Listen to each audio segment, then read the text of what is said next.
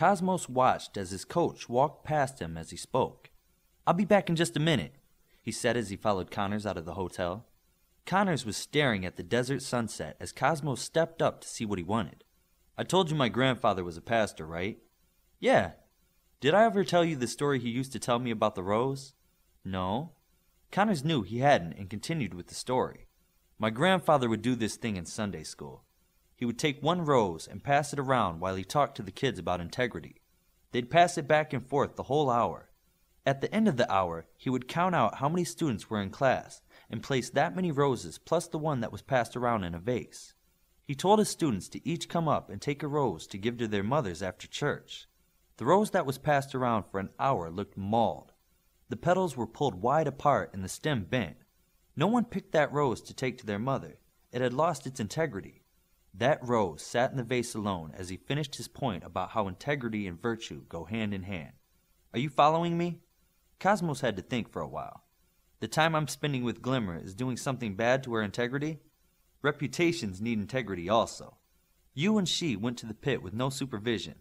By doing that, you put her reputation at risk. If you want to be a superhero in all aspects of your life, you will never put her in a situation that could be seen as inappropriate. If you don't know what that means, ask." "I think I know what it means."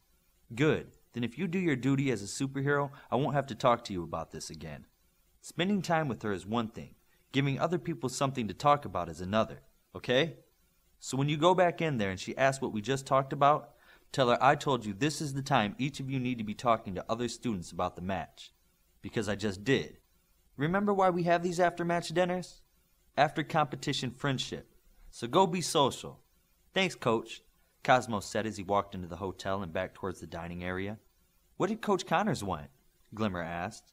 "He said I needed to make rounds and make sure I spoke to everyone here," Cosmos said to Glimmer. "Oh, I need to do the same. We could walk around together." "That would be nice," Cosmos said back.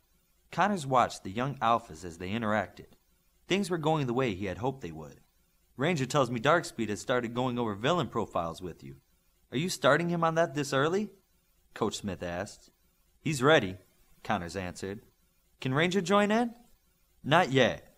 I want to get a week or two with Darkspeed and then let him teach what he learns. Then give a few cases to each leader every week and have them try to spot motives. Sort of a peer study thing." "That's a good idea. Sort of like what you did with morning exercise in combat class. Let your guys do it first and then have everyone join in.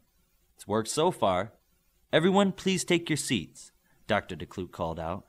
"I'll tell you more about it later," Connors said as he went to sit by his old teammate.